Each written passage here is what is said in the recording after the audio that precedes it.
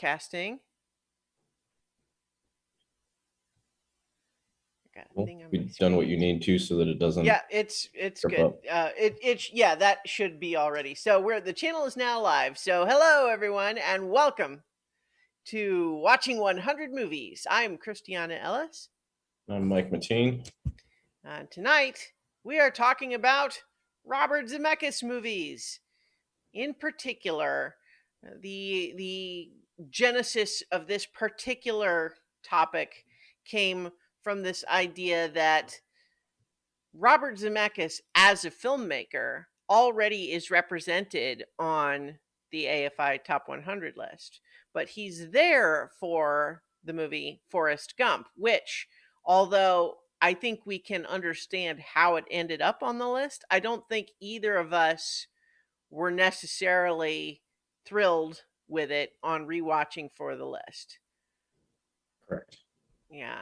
I think that in hindsight, it does a lot of interesting things that feel kind of gimmicky and shallow now, and ultimately doesn't feel like there's a lot more to it other than the spectacle, which was interesting at the time of seemingly using a lot of historical footage, etc. But the thing is, Robert Zemeckis has made a lot of great movies, and some of them are, at least in my opinion, and I think you agree, that are considerably better than Forrest Gump. And so we decided, let's talk about some of his movies that we like more, and discuss just Robert Zemeckis in general in that context. So uh, we decided to choose Back to the Future, the original from 1985, and Who Framed Roger Rabbit from 1988.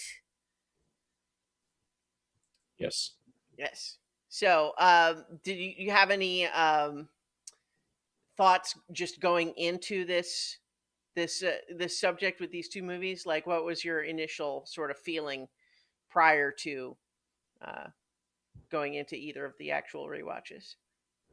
Um, I mean, I've seen Back to the Future plenty of times. I knew I was going to enjoy that, but I was excited to just get to watch it through the lens of this podcast. Mm-hmm. Um, Who Framed Roger Rabbit? I hadn't seen in a long time. Um, not since I was much younger. Obviously, it's been a long Mm-hmm. time, but I was younger just in my preferences and all of those things like significantly, and I knew I liked it, but I was curious to see how it would hold up watching it newly. Mm-hmm. And also there was a lot of Christopher Lloyd at 110% in both of ththese movies. Yeah. Yeah, certainly there's uh, fairly different characters though. Like I think they Oh both yeah. have some. I just realized I've got a some sort of a artifact on the stream screen here. Oh, never mind. I think it's okay. Uh, so apologies for that. That was just something that looked a little strange on the screen for a moment. But yeah, so to be sure, I think there's some overlap in the characters, both just primarily, I think, in that it's Christopher Lloyd playing Big, but Doc Brown is lovably eccentric, whereas Judge Doom is like terrifying and villainous. I thought it was interesting, just given that that wasn't the focus of our discussion, that there was that connection between them beyond just the director. Yeah, the other thing that is interesting about these movies that he definitely did a lot more when he was early in his career, um, but branched out, was these are both ostensibly comedies, Mm-hmm. um, but yet have a pretty rich characters and storyline that makes them kind of sit outside of the comedy genre, Mm-hmm. right? Like Who Framed Roger Rabbit is as much a film noir period piece kind of detective story, Mm-hmm. um, as it is a comedy, and Back to Well, the it's Future is also a like special effects extravaganza with all of the bringing cartoons and live action together, which was a lot less common at that time. Yes, of course. Yes, that Hmm. too. And Back to the Future did a lot, has had plenty of good effects in there as Hmm. well. Um, but it's the characters in both of them are also so rich in, like they're not a standard like comedy character, right? Hmm. These are characters that could be in any kind of drama or any much more serious movie. And I think that that's kind of a an interesting thing that ties these together. Now, he Hmm. obviously branched out a lot with a number of different types of things and kind of different tones later in his career. But this was definitely, these are definitely indicative of his early career, you Hmm. know, being Hmm. a little bit more than a comedy, right? Absolutely. I think that in some respects they almost I would almost argue that they aren't comedies as a genre so much as they are like kind of almost action adventure. Certainly Back to the Future I would say it's more like an adventure movie, but nonetheless lots of humor present. It's just kind of a question of like it is they are films where you could see it in either category, right? Yeah. Because it takes the story seriously, even when there are silly elements of it. And that's honestly, I think, a lot of what makes Who Framed Roger Rabbit work is there's a lot of silliness, but it plays a lot of the stuff about tunes and people interacting side by side, plays it straight, right? It's like the tunes themselves are silly, but the concept of tunes existing in our real world is played straight, which I think is really interesting and honestly, I think probably crucial to the tone of the film. Yeah. So let's go ahead and jump into Back to the Future, which makes sense to talk about first, just chronologically speaking. This, of course, it came out in 1985. It was certainly not his first movie. He even before this, he had done a couple of smaller things that aren't as well known, but then Used Cars, which that's Robin Williams is in that, right? And then Mhm. Romancing the Stone, which I had occasion to think about just recently because although I haven't seen it, the new movie The Lost City seems to be cribbing a lot of story notes from Romancing the Stone. Uh, but in any case, then Back to the Future was kind of his like third big film and certainly the biggest hit of the three to date when it came out. But there's probably not anyone listening to this I can imagine that who doesn't know what Back to the Future is, right? Like it has that level of cultural penetration, I think. Um, I mean, there's probably young people who haven't seen it, but I would guess that most of them would still know what it is. You know, um, Yes. I knew going into this rewatch that it was a movie that I was not going to be able to be at all objective on. And I think I told you in our just messaging that I think out of all the movies in the world, this is probably the one that I've seen the most number of times. I can't think what other movie it would be if it was not this one. We had it taped off of HBO or something on a VHS, and I watched it over and over and over again. So I feel like I could watch this movie.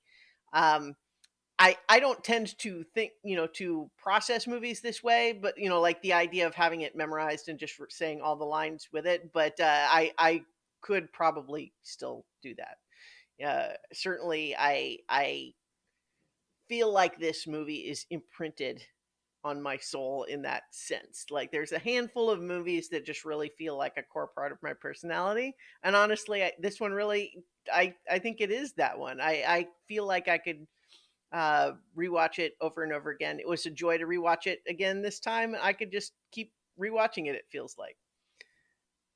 Um, it's interesting that you mentioned like I want like the tone. I think is so important to that, and it gets at what you were talking about, like this carefully constructed balance between what's taken seriously and what's played as silly. And Michael J. Fox as Marty and Christopher Lloyd as Doc Brown have such an incredible chemistry, both together and separately with the other members of the cast, that really makes that that work, that tone. Because otherwise, for example, it is a commonly known bit of Hollywood trivia that Michael J. Fox was not originally the actor cast as Marty. They had Eric Stoltz in there at first, and you can see, actually, you can find online some of the footage of Eric Stoltz as the character, but eventually they replaced him with Michael J. Fox just because they weren't getting that magic tone that they were looking for. My understanding is that it was primarily it was a he was playing it a little bit too seriously. He didn't seem to be able to bring the level of comic energy to it that Michael J. Fox capably does. That Uh, makes sense. yeah. I'm a little bit worried here that this is just going to become me talking over and over, endlessly about it. But I I just love this movie so much. I think the script is really tight in the sense that it has so many things that happen early on that become setups for later plot points and then come around again for a really satisfying conclusion. There's so much attention to detail for things that don't necessarily matter but are interesting to observe, like the fact that you know in the opening sequence in the original 1985, there's the old movie theater, which has been uh, become like a revival church. Like there's a church service being held in it, and then when he goes back to 1955, uh, it's still a movie theater, right? And it's used as the movie theater. Like that's a point where he notices that it's different, and in particular the movies it's playing, like one of the Ronald Reagan's westerns, for example. But then when he goes back to his later 1985, now an adult theater. So it's kind of just fun to observe some of those differences that aren't all entirely limited to Marty's parents. Yeah. All right, Yeah. so No, I um, think yeah, go ahead. I mean, a lot of what you're saying is exactly my feelings on it too. I mean, for this movie I almost want to call it a perfect movie, not because it's perfect. Hmm. It's because for what it set out to do, it is perfect, Hmm. right? Like, I'm not saying that this story is the most perfect story ever to be told. I mean, it is kind of a silly story, but it's sweet and Hmm. entertaining, but that's all it's trying to be, right? It's not, Right. there's Yeah. not It's this it's. overarching serious message to it other than, Hmm. Yeah. you know, It's not trying to be more than an engaging piece of escapist entertainment, and I think it really succeeds there. But you're right. This is not the sort of profound world changing film that makes people look at their lives differently, right? It's more a matter of uh, it setting its sights on a specific objective, which is to make this exciting piece of high concept entertainment to be funny and exciting. And it just succeeds at that admirably. Um, and it's funny to question this idea of like what it means to be a perfect movie, because I one of the phrases that I think we've come back to a couple of times was Roger Ebert's assertion that I don't even remember the details of it now, but it's something to the effect of uh, a good movie needs to have three great scenes and no bad scenes to be like considered a really good movie. It needs a handful of moments that just really soar, and it needs nothing that sort of lets the air out of the tires. And I think that that's certainly would be the case here. But like I have no objectivity about it, as I mentioned, but I certainly I don't think I can think of anything about it that I don't like. I think there's maybe some parts that work better than others, but like it just feels like it's start to finish. It's just functional on all of the different levels, right? Script, performances, cast. The effects, have show their age a little bit, just considering it was made, more than 30 years ago. But just like bits where you can see the compositing artifacts a little bit. But it's like honestly, it's still pretty good for the time period and for what it's trying to do with those effects. Um, I think maybe if there's any part of it that didn't age as well as the rest is the whole just Libyan terrorist subplot.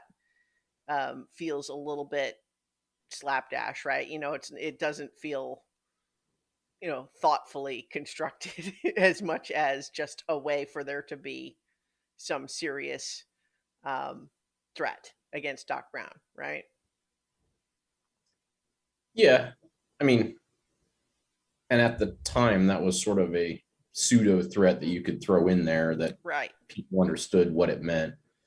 I Hmm. would say that really the weakest part for me is probably the parents' relationship, not how it's portrayed, like obviously at the end or anything like that, but how Hmm. the idea that the only reason, but again, it may make sense for the movie what it's trying to do, that the only reason that she would have been attracted to him is because he got hit by the car, right? Hmm. And she to take care of him. And then when that didn't happen, then it took something as dramatic as him rescuing her from assault for her to Hmm. notice him again. And for that to be just a foundation of their relationship is, again, it's not to say it's completely Hmm.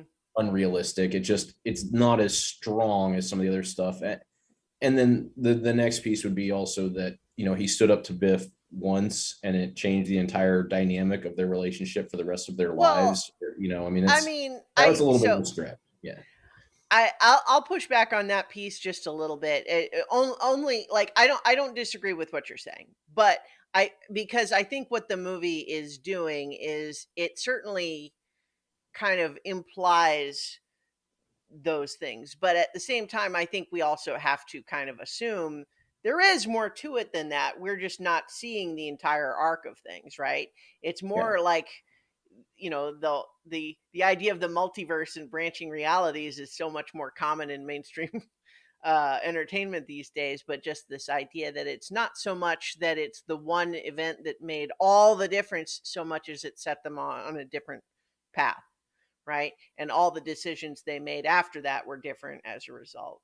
And so although they still love each other at the end, their relationship is different than it is at the beginning, right? They're still together, but their relationship to one another is different as a result. And I think it's I've spent a lot of time thinking about time travel, not just in this movie, but just in movies in general. Because well, I won't get into that. This is not beside the point. But just the idea that it does show us a couple of key events, and it's suggested that that's what makes all the difference. But I don't think it's meant to necessarily imply that that's all that was different, right? It's more like everything after that is different than it would have been. Um, I I think. agree, and that's why I said for what the movie's setting off to Oh. do, it is perfect. Like these are Hmm. not flaws in the movie, but if you wanted to not just sit and talk about how awesome it is, I figured we Well, have yeah, to talk no, that's about fair. Yeah. so piece of it. But Um. you have articulated exactly what the point is, which is that Hmm. what the movie doesn't show that you have to kind of assume is that by standing up to Biff, he gains more confidence in general, Hmm. which is why they have a more outwardly, you Right. know, loving relationship, more PDA and stuff like that, Hmm. because he has more confidence and she's responding to that as opposed Well, to and she's only other with him to people beat him with a start to car. treat Yeah. him different. Like we even see that at the dance afterwards. Like people are so impressed with him for knocking out Biff. It's like, have you ever thought about running for class president? And all of that sort of thing, right? So it starts a whole new path. And I think part of my sort of reaction there was I was just all primed to just jump in to defend Not that it's needs defending and you weren't attacking it, but like I think that uh, George punching out Biff might be the greatest cinematic punch to the face ever. And obviously that's a like a bold statement, but I open the floor for anyone to propose one that's better. I mean, it is pretty good. I mean, just and not just the exact moment of the punch, but the entire setup Mm-hmm. of him thinking that he's doing this performative punch, Yeah. so he doesn't even mean to, he wasn't even actually trying to stand up to Biff at the beginning. Like he Well, thought he like was he thought it was going to be Marty, right? And party, so he right? thought So it his was going whole to be point, like, I don't have to really fight. I have someone who's faking it. It's going to take a dive and let me scare him away, which he was already uncomfortable about. And I think it's actually kind of sweet in the scene where Marty's explaining this plan. And I love, first of all, both Marty already starting to really feel like, I'm not sure this plan's a good idea, even as I'm insisting that you should do it. But George's concern is for Elaine. Lorraine, I mean, Lorraine, in that moment, right? Like this idea that even if Marty is pretending to harass her or whatever it was that he thought he was actually going to try to do, you know, that's where George's concern comes in, is like making sure she'll be okay in that regard, right? Um, but it's yeah, like the whole sequence of it, the buildup of we know already that Biff has showed up to complicate what Marty was already blowing the plan because this idea that like he was so scared that he couldn't even try to make a move on her. She makes a move on him, which so nicely contrasts everything that she said about what she was like when she was a kid earlier in the movie. But then the kiss feels weird because it's like kissing my brother. But then Biff shows up. Then George is running late. He shows up. He thinks it's Marty. Then it turns out it's Biff. But then, no, he can't just leave when Lorraine is really in danger there. The whole build up to it. Yeah, certainly it's the whole sequence that I'm talking about, not like just the shot specifically. But it's just incredible. I think it's an iconic cinematic moment. yes. And I found some other top movie punches Oh, yeah. that Yeah. that are I mean, these are there's all lots of good ones. Sure. these are good, but Hmm. they are so far I haven't seen one that I think tops it. The Phil and Ned from Groundhog Days, that is a Oh, funny one. It's not yeah. necessarily a great punch, but it is Yeah. humorous. Hmm. Um, Same thing with McLovin getting sucker punched in the grocery store. Again, it's Yeah. pretty funny and dramatic, but Hmm. it's definitely not good. As this, let's see here, some other good ones in here. Yeah. Because we're not even just looking for like something that's a funny joke, right? Because that's not Right. because George punching out Biff isn't a joke, right?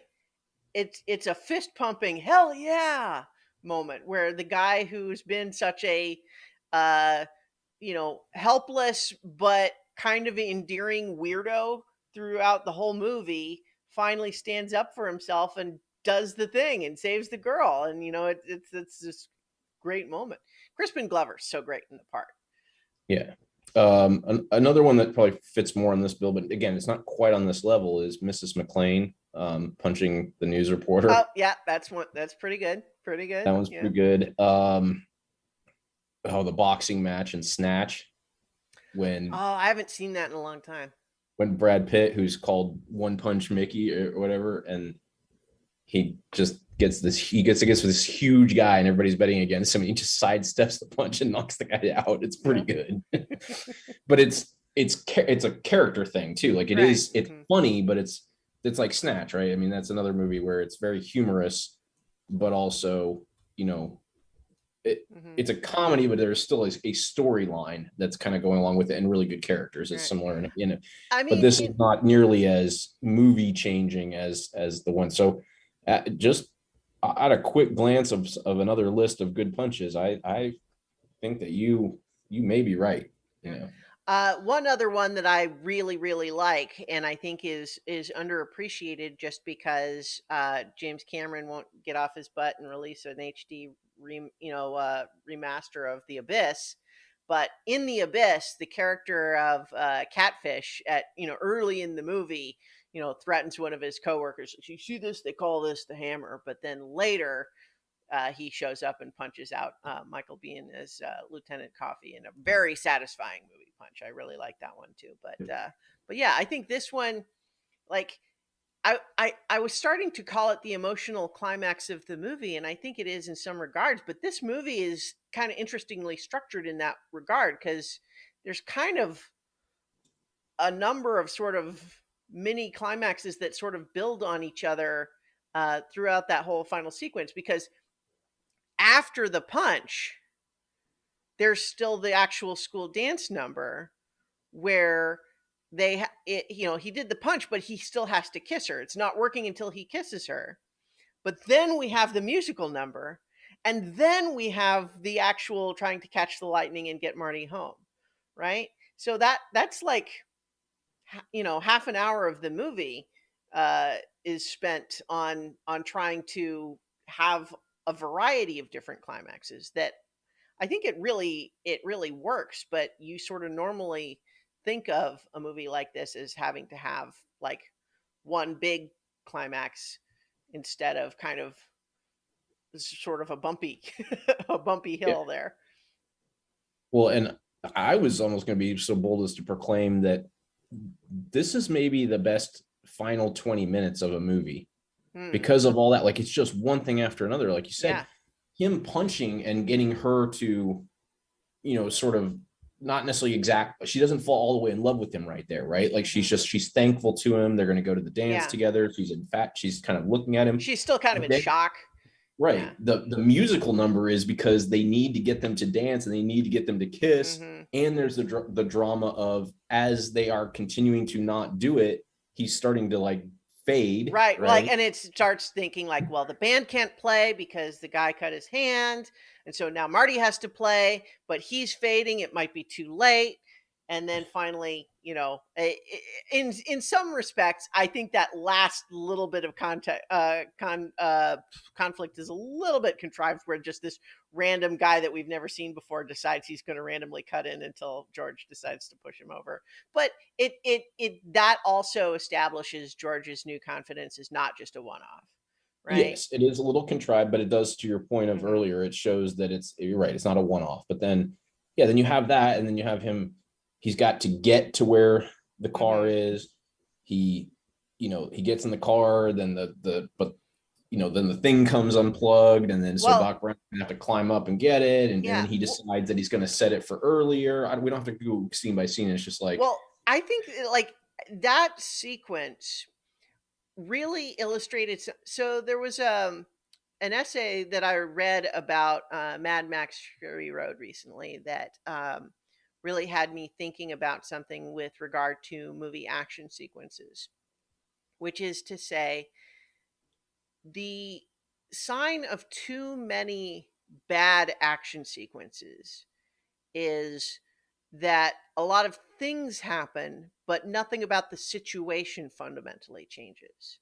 Like, let's say you have a fist fight and you have the two characters and they're punching in here and then they're punching over there and then they're punching each other over there and then one of them throws the other through a window, so now and then climbs through the window and now they're punching in the other room, and it's like it goes on and there's action happening, but the situation, which is they're fighting, stays the same, right? Whereas in the one of the examples they were using in Fury Road was the sequence where uh, he has shown up and he's just meeting Furiosa and the wives, and it's just talking about how like every little beat of this action sequence is changing something about the situation. And that's what I was thinking about this final sequence with trying to get the car working, because Marty's running late. that they're on a ticking clock with the literal clock, and also when the lightning is going to come, right? Right. And but also Marty knows Doc gets shot, and so he wants to warn him, but he didn't want to be warned. So he writes the letter, but then at the last second, Doc finds the letter and he doesn't want to hear it. And so it's this extra weight. Like, I don't have time to persuade you because I'm going to miss the lightning otherwise. And so it's this feeling of failure there. And of course, the car working or not. And then with, Doc managing the cable, like every one of those little beats, it, in some respects, is still fundamentally the same situation in the sense he's trying to get the cable connected, but every piece of it is a different aspect of that, right?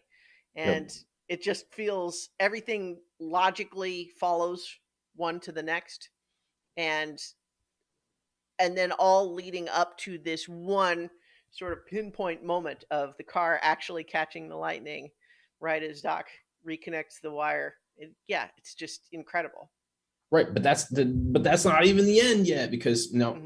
but to your point, like I love that Marty's realization too. And he's like, I wish I had more time, and he's like, wait a minute, I have all the time in the world. Like I'm literally I don't, sitting in a time machine right yeah, now. I don't just have to go where Doc tells me Hmm. to go. Like I Yeah. can. So he sets it for Hmm. earlier, and then then he gets there, but he's too late still, even having Hmm. set it early. But then Well, Doc had actually, yeah. saved the letter. Yeah. So something I didn't actually know until I was a little older, but the movie actually is getting a fair amount of mileage from just the idea that, like, when I was a kid, first seeing this movie, the I when Marty says, "You built a time machine out of a DeLorean," in my head, I'm thinking, "That's so cool! What a cool looking car!" But I guess the reputation of the actual DeLorean car in 1985 was not positive because, cool looking or not, they apparently didn't run very well, Correct. to the Yeah. point where it was literally a joke. So the idea of you made a time machine out of a DeLorean is not how cool is that? It is instead, why would you pick a DeLorean? Like, that's a weird, that's a bad car to pick. And then, of course, the movie gets a lot of mileage out of the car just not working in specific key circumstances, and Yeah.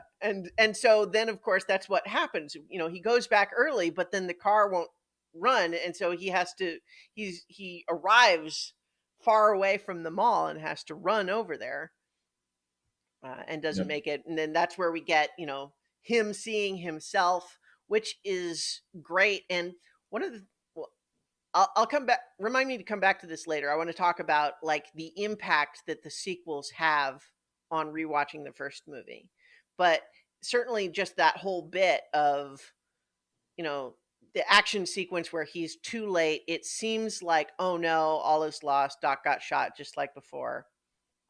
There's kind of the convenient uh the Libyans crashed into the little 1 hour photo kiosk, and so they're done, I guess. They're dead. Are they okay? I mean, when they're just over there, that's all that happened to them, is that they crashed their van into this little thing. We just don't have to worry about them now, I guess. Anyway, the but yeah, but then of course the reveal, Doc did read the letter after all. Ah, so great. And then we get the whole bit of Marty going home, waking up to find that his house has changed. And I think there's some interesting things to think about from the perspective of, is Marty now going to be in a situation where he doesn't know anything about his own life? That seems like it could be trouble. Like, it wouldn't take very long of him acting like he does that morning for his family to start really worrying that something's wrong with him. But in any case, yeah, like, so just the structure of how that all plays out does not feel like the way that most adventure movies feel. Like, it has so many little hills and valleys that it's going up there building towards the climax, and yet it really does manage to all work, and manage our emotional state extremely well. Yeah, and then leaves with just such a beautiful cliffhanger, Mm-hmm. you know, which I've thought about this, as we get into the sequels and the effect on it. Mm-hmm. One thing is, had the sequels never been made, this movie is still great. Like, the movie Oh, can't for end sure. on that. It's Mm-hmm. not the ideal way for the movie to end, obviously, but it could end I the way it did, yeah, and not be. Yeah, so go ahead. I wonder if there was, because part 2 didn't come out till 4 years later. I'm not convinced that they really thought there necessarily was going to be a sequel. I mean, Robert Zemeckis was not necessarily, like, he had, Romancing the Stone did pretty well, but that wasn't the sort of guaranteed surefire blockbuster that gets sequels greenlit before the first movie comes out, right? Correct. So I think that the ending works perfectly, even if there will never be a sequel. It's a little bit like how, we all know Raiders of the Lost Ark was inspired by those old movie serials. I feel like it's a little bit like that, or like a comic book, right? And it's meant to evoke that feeling without necessarily actually planning to follow through on it. But then, of course, the movie does so well that they decide to make the sequels after all, because they're perfectly primed for it. But yeah, where we're going, we don't need roads and then suddenly hovering in the air. Like, it's just incredible. I feel like I remember hearing something about how the title card that says "to be continued" was actually added on later releases. Like, the original theatrical release still had the same ending, except for the part where it says "to be continued." I think that's accurate. I'm not finding that trivia bit right this moment, but I believe that's the case. I've read that before. Just a quick glance at Wikipedia says that they did not initially plan a sequel. Hmm. The teaser ending just was to suggest that their adventures were going to continue, Yeah. and to leave it open if they wanted to take it to television or take it to books or do a sequel, like, if they, or nothing, like, they didn't have to do any of that. Yeah. So, and there's a reference that actually from a.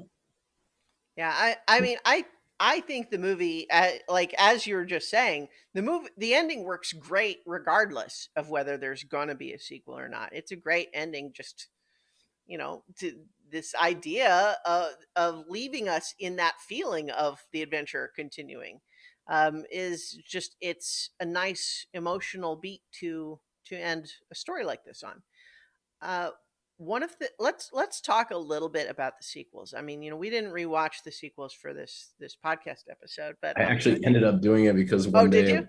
one day when Abby was working on a Saturday, they did a marathon Hmm. on TNT or something like that. And so I didn't devotedly watch them, but Hmm. they were on.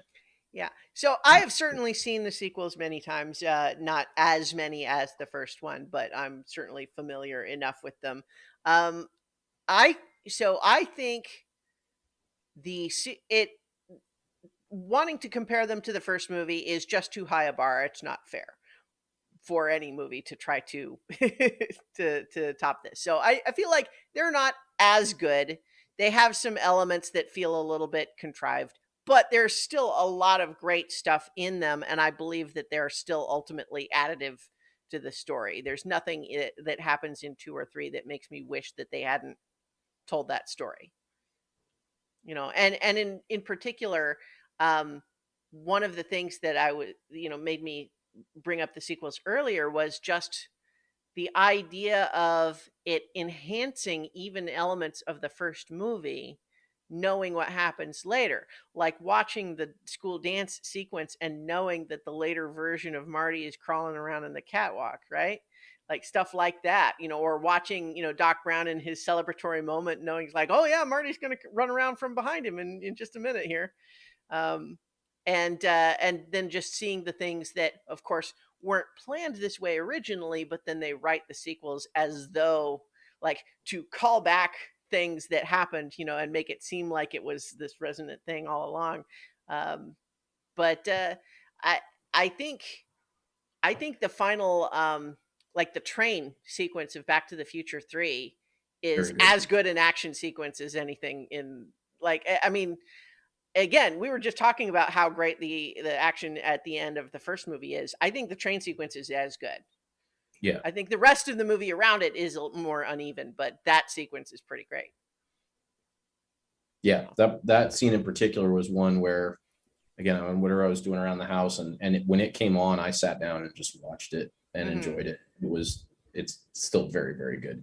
Yeah, yeah. So the funny thing though is, so I didn't watch this movie as part of that marathon. Like, I Mhm. watched this on its own, not even knowing that was going to be coming on that Saturday. I Mhm. just happened to see, oh well, that's cool. I just watched Back to the Future. And when it's over, the 2 and 3 are going to come on. That's cool.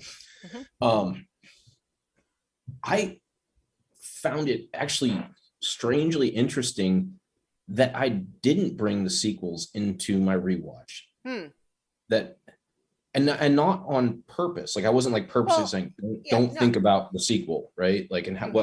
what could be happening here. Yes, I'm aware that all those other things take place in the background of that first movie, Mhm. and do enhance it and play around with it, but I don't know, for whatever reason it just very zen, just like, this is the Mhm. movie and this is what I'm enjoying, and I it just didn't even come into my mind, Well, you know. like, I think that that's, I mean, entirely reasonable. I mean, the first movie is just such a great, just roller coaster of a movie, right? That it just keeps you moving along, and you don't. So, like, I think it's only, I've seen this movie 150 times, and so I don't know, like, that's a made up number, but the point is, it's a lot. And so, but even still, I don't mean to say that, like, I'm watching, Johnny Be Good and then still thinking about Mhm. those scenes from two, as much as when I think about the movie that I just watched, I'm remembering all of those things also. But yeah, I think there's, well, yeah, sorry, I didn't mean to step on your point, or you were just reacting to mine. Yeah, no, and I wasn't implying that, because again, I don't know how you watched it. It didn't sound to me like what you said, that you were just sitting there like imagining all the other movies as you were Mm, watching it. No, it just seemed a little bit more prevalent. Like, I didn't even think about the fact there was a sequel until it got to the end, and then I didn't even think about how it all connected until I started watching two again. I was like, oh yeah, these things all weave in together, and I've seen two a billion times. It's also so yeah. but I think it's more the strength of this movie that even when you know those things, like, you don't get lost in them. I mean, to your point, right? Like, okay, yeah, on reflection, it's like, oh yeah, that's right, when that happened. But just in the moment, the movie just owns it, Yeah. right? Yeah. And so even when you have been spoiled by knowing there is more going on in that scene in this universe, it it doesn't matter, you Hmm. know. So it's Um. very good. Yeah. I mean, we could just sit here and talk about Oh, great scenes sure. and go on and on and on. I mean, the skateboard chase scene is amazing. Yeah. Um, The score. How about the score? I think, like, that main theme in this movie, I think, is on par with John Williams's best stuff, for sure. Just it's instantly recognizable. It feels entirely, there's a lot of little variations of it, of course, in over the course of the movie, whether, to match the tone of the scene, like they don't have just the, so the reason I'm thinking about this is that I just also rewatched Conan the Barbarian, which has some great music on the score, but they kind of have the one version of that main song that they play a couple of different times. And I feel like it doesn't fit all of those instances as well as it does. Like, it doesn't fit equally well in each of those places. But whereas this one, it has that great main theme, dun dun dun na na na na na na. But then it also has, like, little, like, a suspenseful version over here, a quiet version over there. The intense, oh no, something's going wrong version now, and, like, it's I think it's great. It's and I it really stood out to me on this rewatch. Yeah, I agree. So, And like I think I don't think it's quite as good, but it's I believe the same composer that did it for Who Framed Roger Rabbit, which we'll talk about in a moment. But the I think one other thing that's maybe interesting to think about from the context of the Back to the Future movies for us specifically, we were kids in the 80s when this came out, and prime prime for this, like the perfect age in some respects for this movie. Not that anyone older or younger couldn't enjoy it just as much, but the point being,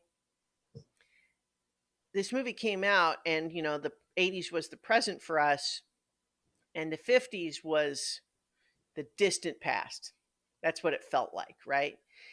Unknowable except for in movies like this one, but interesting, right?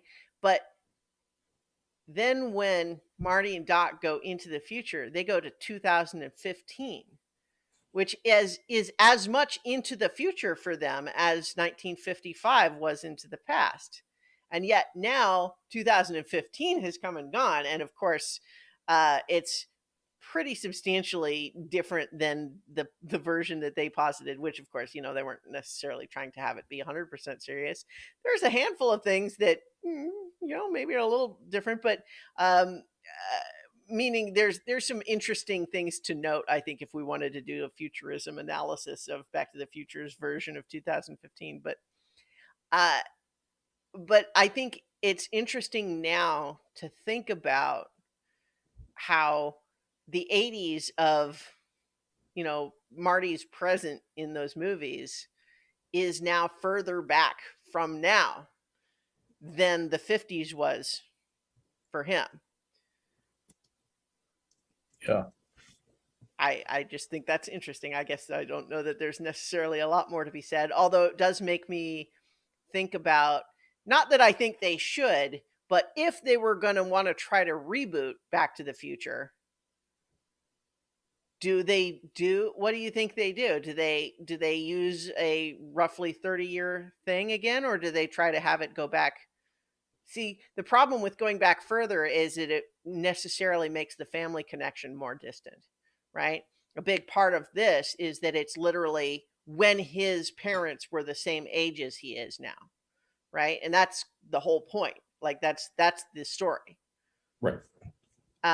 So if you do it longer than that, but otherwise, what that would mean is, you know, if today's Marty McFly goes back 30 years, that's going to be 1992. I don't know. I think that's interesting to think about. It would be funny. Hmm. It maybe not as a full movie, but that could definitely be like an hour long kind of sketch or Hmm. something like that. But um, I will say the Cubs did win the World Series in 2016, so they weren't that far off, and it was the first time since 1908. So, if only or you'd had the seven. Gray Sports Almanac, right?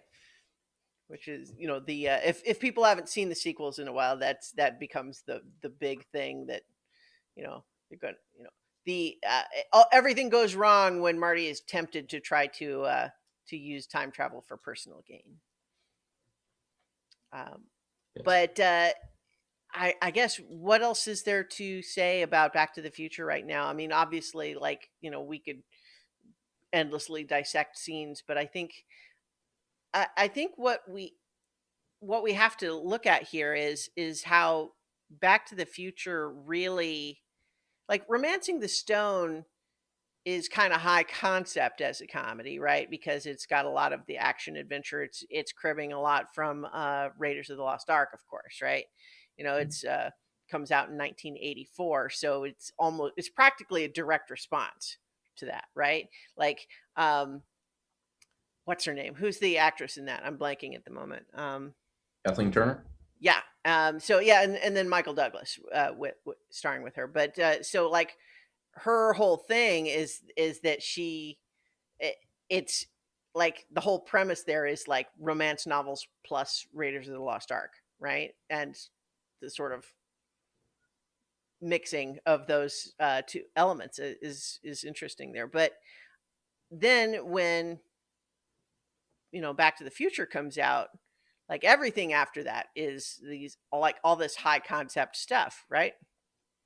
He does some stuff for Amazing Stories, but then his next big movie is Who Framed Roger Rabbit, and then the Back to the Future sequels, and then Death Becomes Her, and then Forrest Gump, and so they're all these big, like, not just a story or a drama or a comedy, but always something big happening that makes them unusual in some way. So just quick interesting fact from me about Romancing the Stone Oh yeah, is I actually saw the sequel Jewel of before the I Nile. saw Jewel of the Nile, before I saw Mm-hmm. it, which is it's a it's an okay movie. But Mm-hmm. it's not that great. But one of the, spoiler alert for a movie that's 40 years old, the reveal is there's not actually a jewel in the Jewel of the Nile. It's Yeah, the it's. nickname of a religious leader. Mm-hmm. Um, and so it was just weird to me that there was like actually a emerald or whatever it was in Romancing the Stone. Like, it was so Yeah. surprising because it actually had it wasn't a trick or whatever. It Mm-hmm. was very, yeah, it was odd. And then, as I got older and like learned some of the pieces about that, Jewel of the Nile was a contractual sequel. And so they were only like half in on it. And Well, right. Like, wasn't even Robert Zemeckis that did that one, was it? no, it's a Here, let's guy see. named Louis Teague Mm, who made a lot of really terrible movies. It looks mm, like a lot of strange. I mean, he made Cujo, but some other strange horror movies. mm-hmm, The terrible Charlie Sheen Navy SEALs mm, movie. Like, none of these are very good. mm, So second rate direct. I mean, it was like fulfilling an obligation. It was like mm-hmm, back to the 1940s or whatever, when you had people just under contract with studios and they just kind of put them into movies. Like, that's kind of what Jewel of the Nile ended up mm-hmm. being. And I mean, I enjoyed it because it was an adventure movie. It took place in Morocco. It was like, there was cool stuff. But Oh, then sure. I saw Romancing the Stone. I was like, whoa, this is way cooler. Yeah. Like, I haven't watched it in forever. I should. I should rewatch it.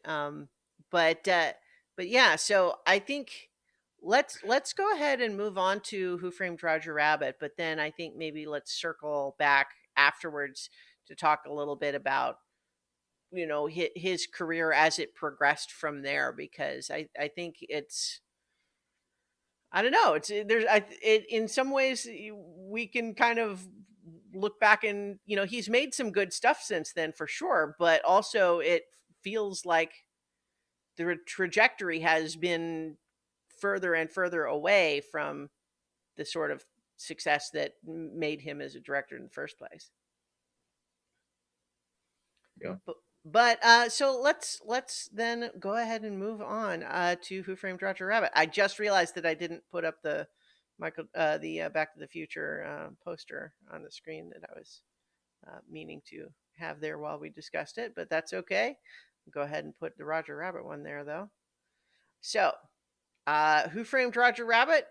The 1988 film noir for is just again getting a slightly weird artifact from my screen. There we go. 1988 high concept movie where the whole premise is that we've got a 1930s. No, it's got to be what this is. What year is it set in? I don't remember. Um, because I want to say 40s. I think we see like an army veteran with one arm, right? Um, Yeah. I thought it was the 40s, but I don't I think it remember. is the 40s. I was just trying to remember like where it stood in relation to World War II. But in any case, it is a it's a plot line very reminiscent of some of the neo-noir movies like Chinatown. And in fact, the plot line is so similar to Chinatown that it was actually literally supposedly the plot line of the unmade third um, Jake. What's his name from Chinatown? Um, I don't remember Jack Nicholson's character's name, but apparently the third movie of that, if they had made it, there was Chinatown and then the two Jakes, and if they were going to make a third one, it was going to be called Cloverleaf. Hmm. But in any case, the high concept being that cartoons are real in the sense that they exist in the real world and they're conscious creatures that you can interact with, but they are still silly and act like cartoons. But the cartoons we see in the movie theater is still like that's how they get made, is you film them with cameras and all of that. But we have the whole mystery, what with Eddie Valiant as our, you know, stereotypical or archetypical, maybe doesn't have the stink of the stereotype word on it, but he is the classic hard-boiled detective, right? And uh, trying to solve a mystery: who framed Roger Rabbit? And so I think people probably, this is another movie that I would imagine most people, even if they haven't seen it, are just basically familiar with the broad strokes of the story. But I don't know, is that what do you think? I think that's certainly true for Back to the Future, is that like people know what Back to the Future is. Do you think people know from Who Framed Roger Rabbit as well? I don't think so. Not unless you're very into movies and movie Mm, history. I don't think it's traversed as yeah. well as Back to the Future.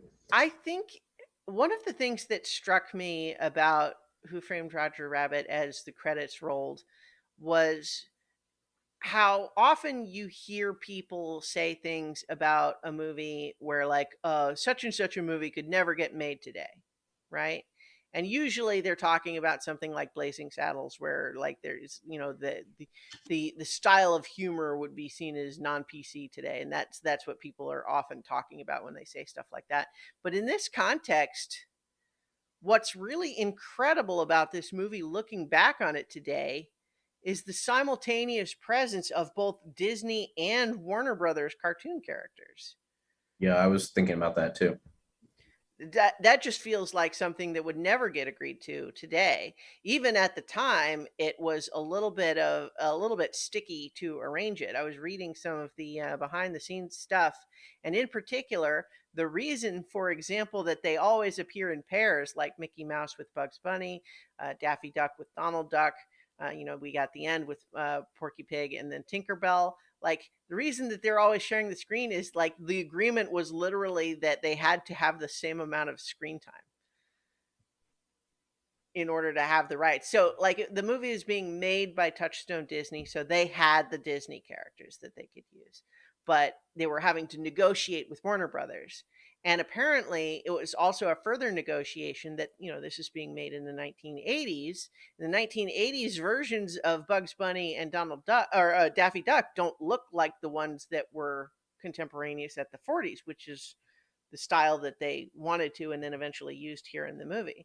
So apparently that was a little bit of a sticking point too, of they wanted to have the 1940s versions of Bugs Bunny and Daffy Duck, but that like to read, IMDb trivia pages are always there's always a handful of things on there that you're going like, really, is that actually true?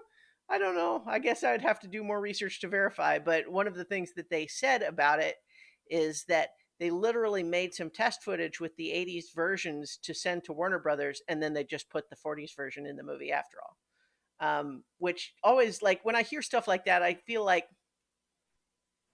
It but feels they're like an they're urban gonna legend. find out. That doesn't seem like that works.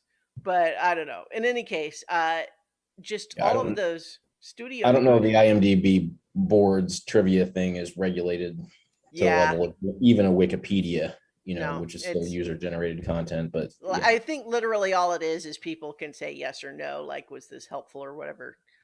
They can like upvote or downvote stuff, but I think that downvoting stuff doesn't necessarily even get it removed. But the point just being that it's remarkable was remarkable at the time, but then kind of amazing and incredible looking back to imagine what it would take to do this. Now, that's not to say that you don't sometimes still get studios willing to work together on stuff like this.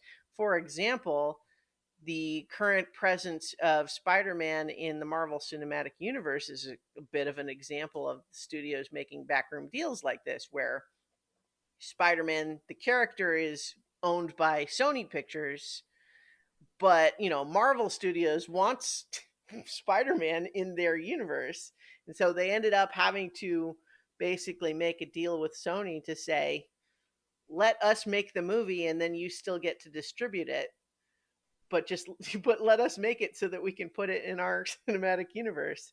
And that eventually, like, there was a lot of hand wringing about that before they finally worked it out.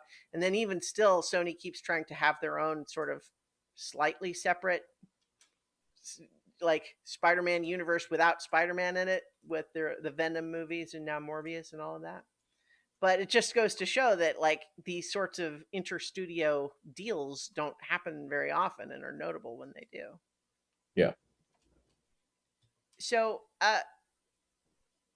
you when you were kind of introducing at the beginning, one of the things you were talking about in this was how kind of seriously it takes the film noir parts of the story. Say more about that.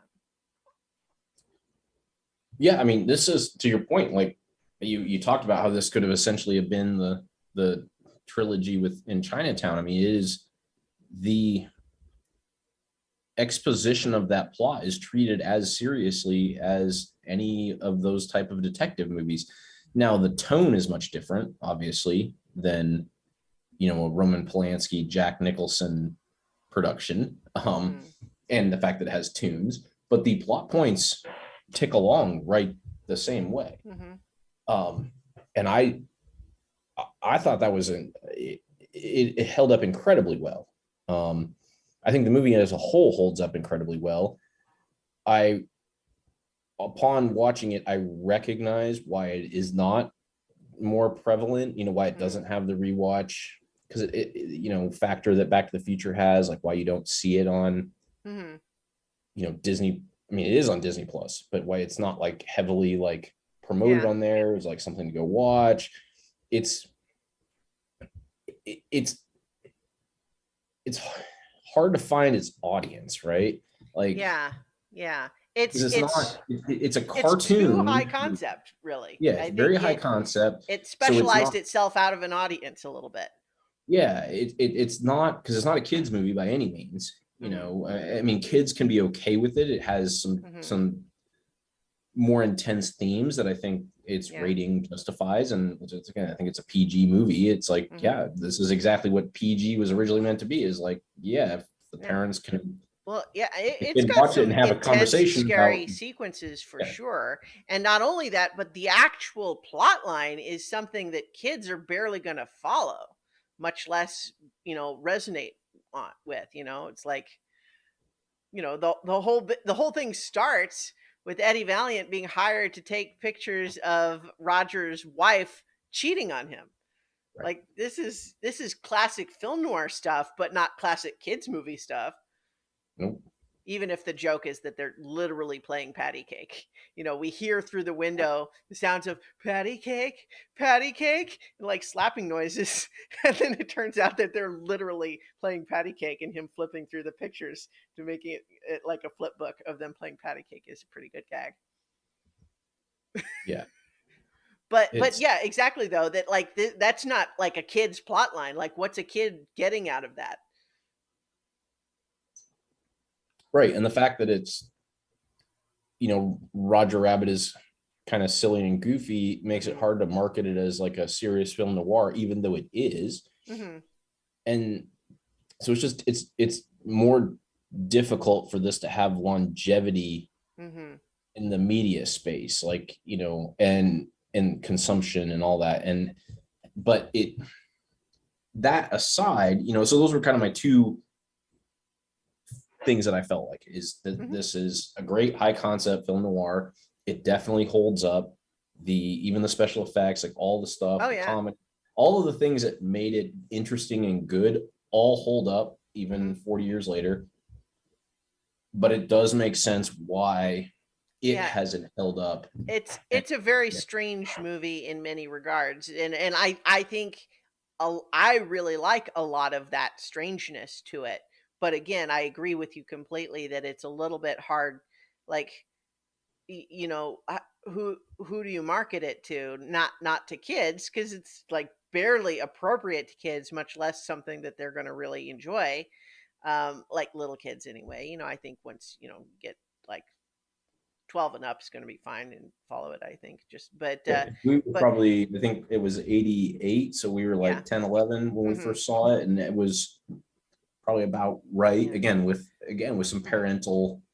But yeah, but again, like so much of the movie is going to be over a 10-year-old's head that like you might still like the action of it, but there's going to be so much of it that is kind of like you don't necessarily understand why the characters are doing what they're doing.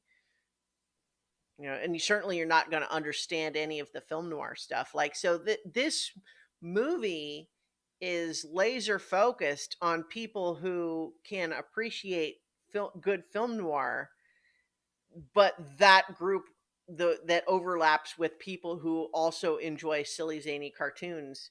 So in the Venn diagram of that, you've got a fairly narrow little overlap sliver, and that's who this movie is for. Right, which is people like us, like, Hmm. so like, I mean, this movie, I'm not going to say I got everything when I was 10 years old by any means, but when I was when I was a kid, Hmm. my father like showed me Casablanca and Maltese Falcon and like some of Hmm. these movies that kind of prepare you for these themes, right? Hmm. And so it didn't, and I liked cartoons, right? So it was, I had enough context to get what the movie was doing as a Hmm. detective story. And I liked cartoons, and I liked that this was an interesting way of presenting cartoons, even though I was obviously well aware that this is not how cartoons actually existed. Hmm. And I was just kind of able to put it together enough that it was entertaining, and then that's kind of and it's probably very similar with you, Hmm. and there's Yeah, like it's I not mean, everybody. Yeah. like there even if you're missing a lot of the more subtle themes of just like the idea of the fears of infidelity and murders of jealousy based on real estate conspiracies, like kids are not going to follow that, but they understand Judge Doom's the bad guy.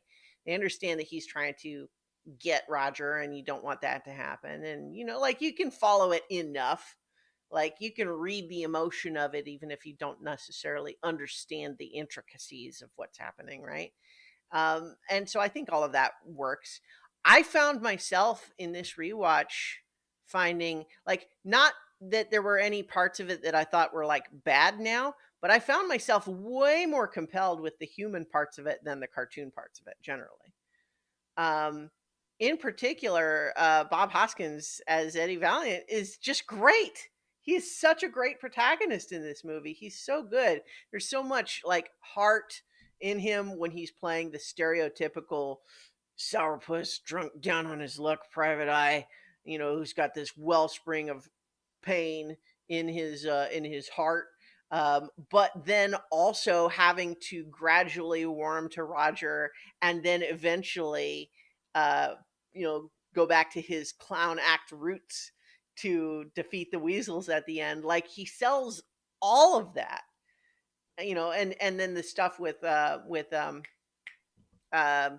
with the woman, uh Maureen Doreen. Doreen. I think Yeah, it's Doreen. Yeah. yeah. Let's see, Dolores. Dolores. Yeah. Yeah, so all of that stuff with her is great. Um, by far, I think the most compelling part of the movie, as I rewatch it now, is just his emotional arc. Frankly, um, and then of course we've got Judge Doom, so which so like About spoilers him. technically. We get to Judge Doom. Let's talk. Let's both Mhm. talk about Bob Hoskins' character before Oh, we sure, get to sure, sure. Judge Yeah. Doom. So, well, I mean, I guess that's kind of said what I was going to say, primarily just in the sense that I think I found that the most, you know, Bob Hoskins' character the most compelling part, because in a lot of ways he is the bridge between these two pieces of film history that we're marrying in this movie, right? The idea of the film noir and the idea of the zany cartoons, and you want an audience that loves both of those things, right? He's the character that stands with one foot in each world there by the end, right? Like he's the one, he hates the tunes at the beginning, but we learn why. We learn that wasn't always true, and then he comes around on it by the end, right? Like that's the, like that he sort of embodies that overlap that we're talking about. Yes, I was just going to react and respond, but to him before you moved on to Judge Doom was all Oh, I was sure. saying. Yeah, no, go Yeah. ahead. Yeah, I mean, And I mean, you just hit on the main point I was going to say, which is that the movie buys credibility in his arc because they've made him a very, I mean, again, like we talked about, these are richer characters than maybe were expected in this kind of a movie. mhm, And that he doesn't just, become, learn how to like relate to the tunes.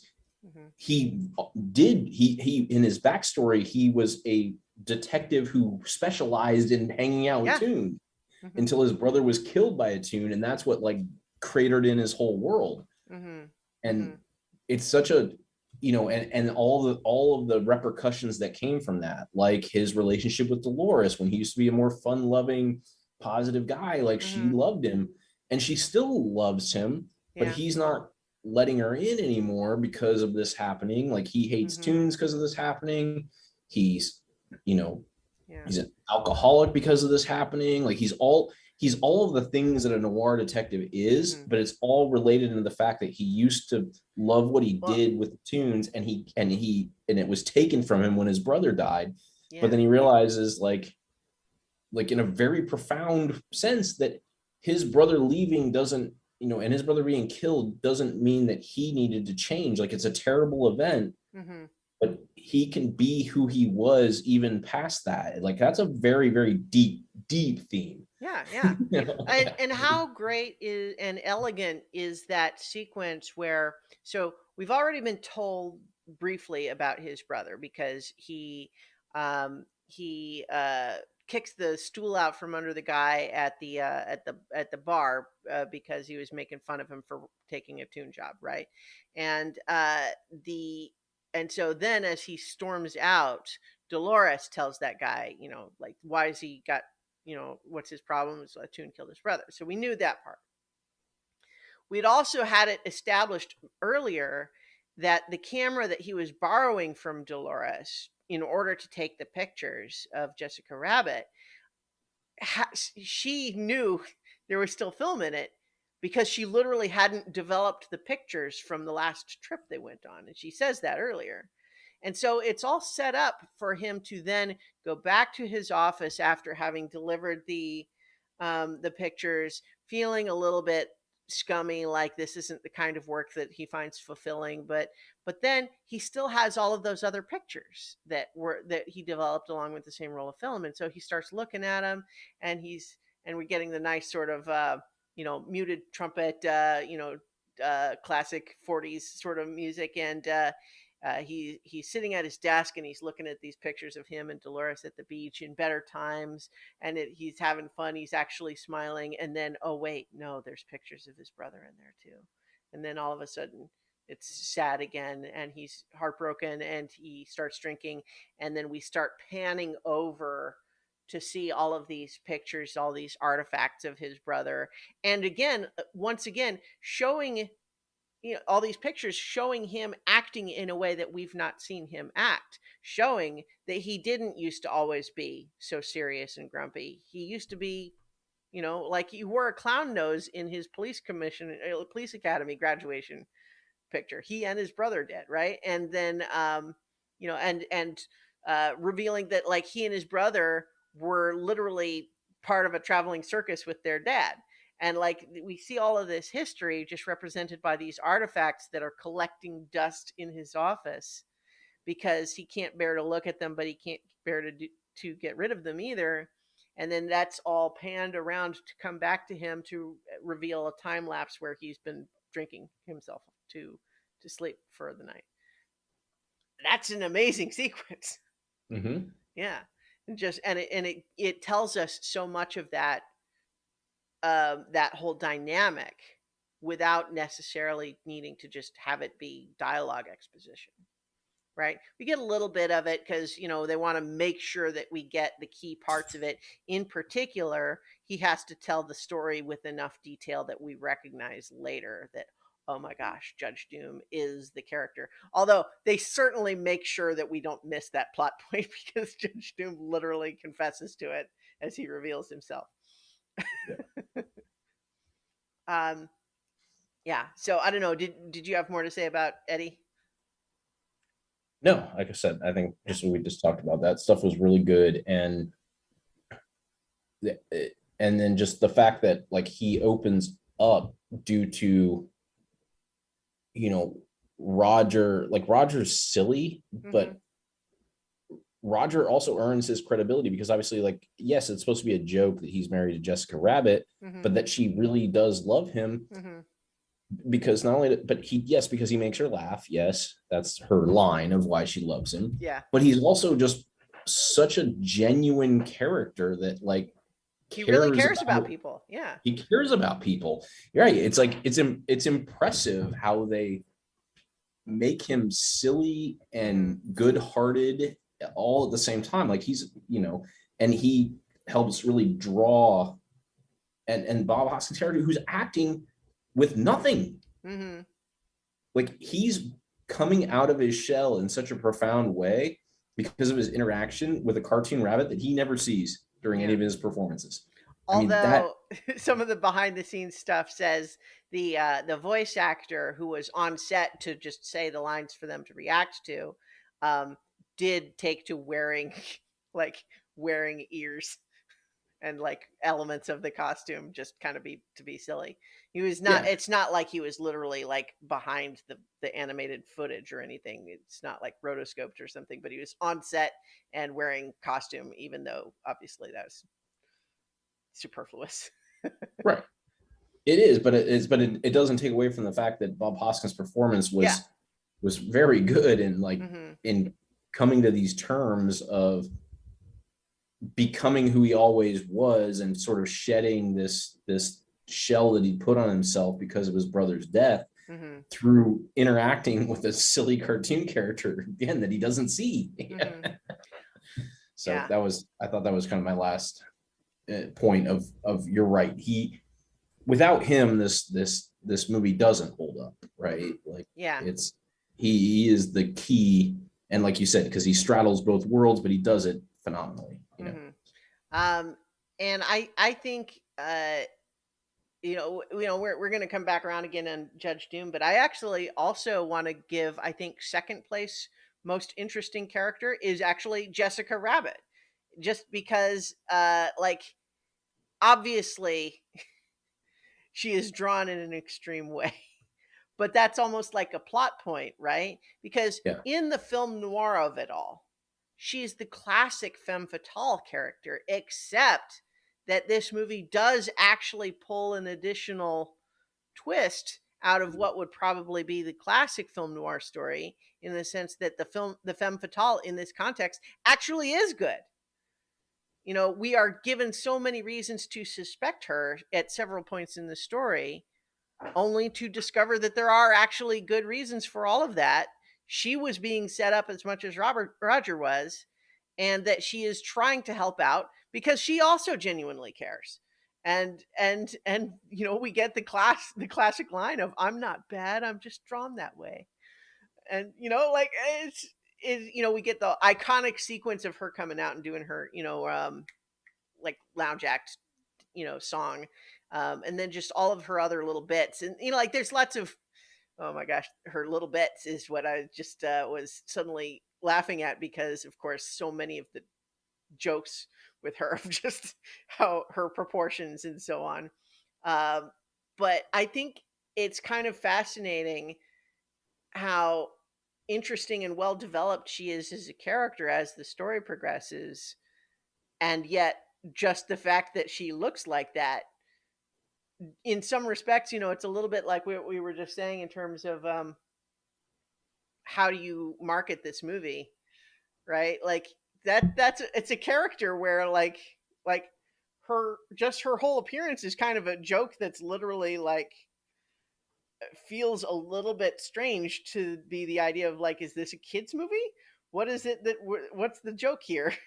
Right? Is and also it raises these weird ideas of like, what is the deal with like, Marvin Acme, who is a human, seems to be very interested in her, and they play patty cake together. But like, is there more than that? How does that work? It raises all sorts of weird questions, and I think the movie kind of enjoys living in that ambiguity, but it again makes the movie a little bit strange to talk about showing to kids.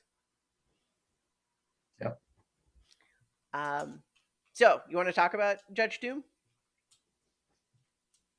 Yeah. Let's talk about Judge Doom. So Christopher Lloyd, Yeah. going all in on a Mm-hmm. character. He's got some. Oh, go ahead. Go ahead. No ahead. I was just going to say he's got some prosthetics on. He's got like obvious fake teeth that he's wearing, and like a prosthetic chin that we see him in, and just he's a weird looking guy even before we know the truth about him.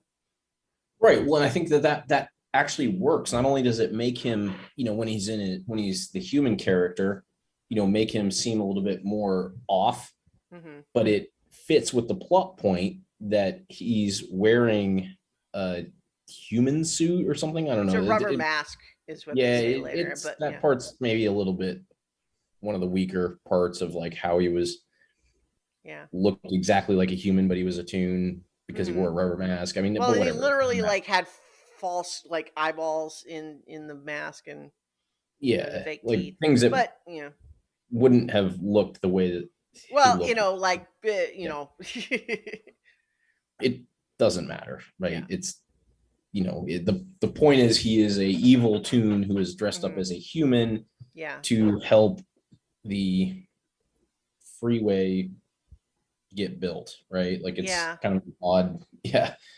Well, it's strange. If you try to actually dig into it, the whole plot does actually start to fall apart in a strange way, because it makes sense in some pieces of it, but then when you try to actually put it all together, start to finish, right? Like the idea of destroying Toontown is to make way for the freeway in sort of a retirement, like with lots of money investment real estate deal. Like that's sort of how it's presented, right?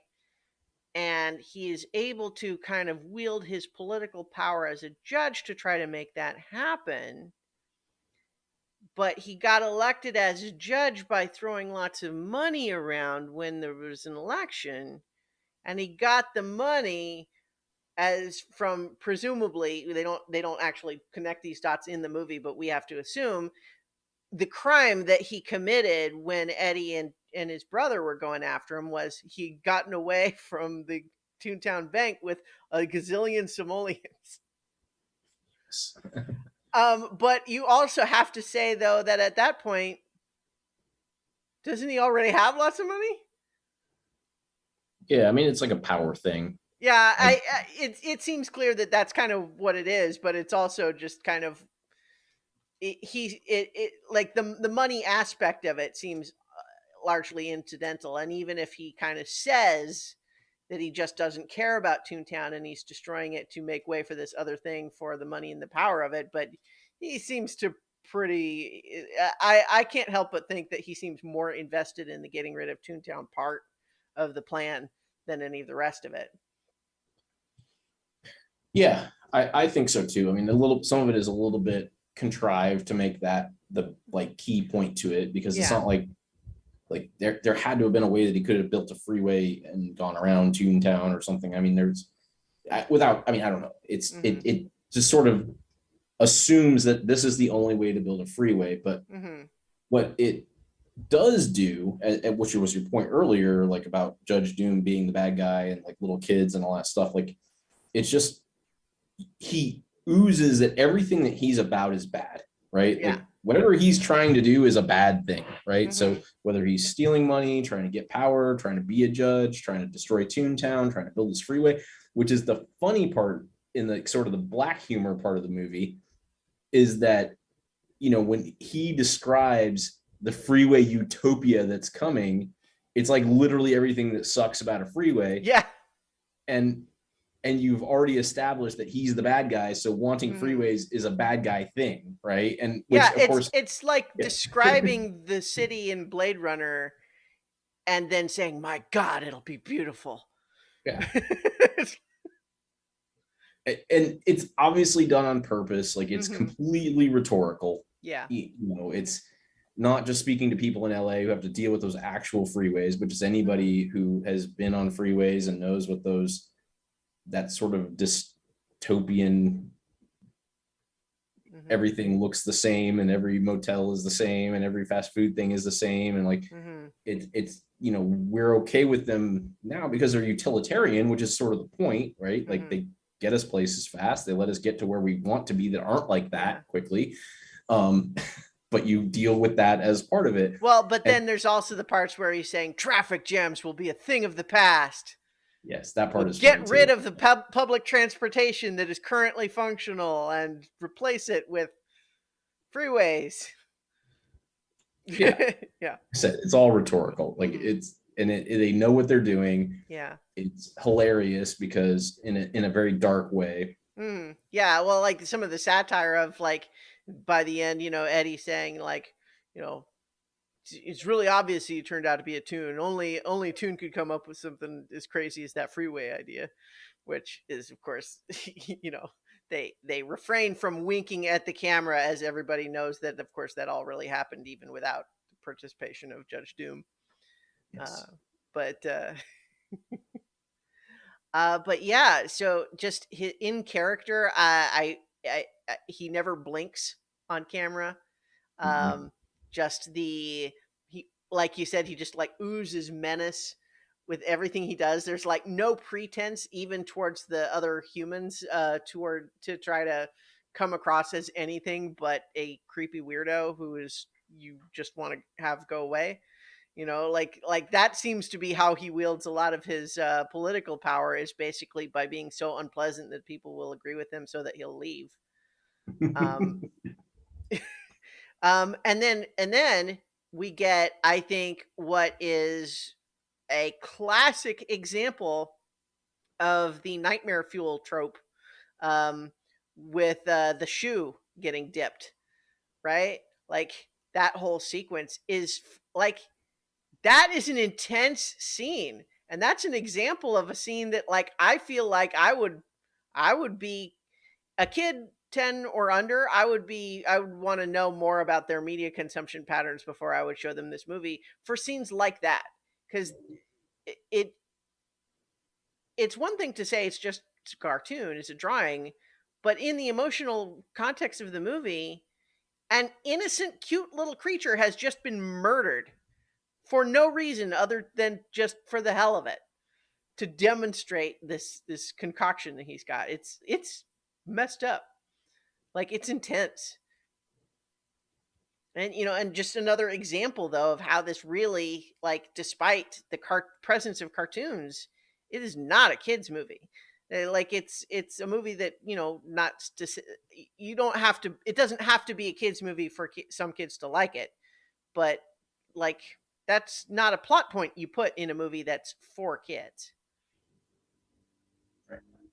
Like, like there's so many ways that they could have demonstrated it without it being as intense as taking this cute little squeaky cartoon shoe and having it look in pain and terrified as it's being dissolved.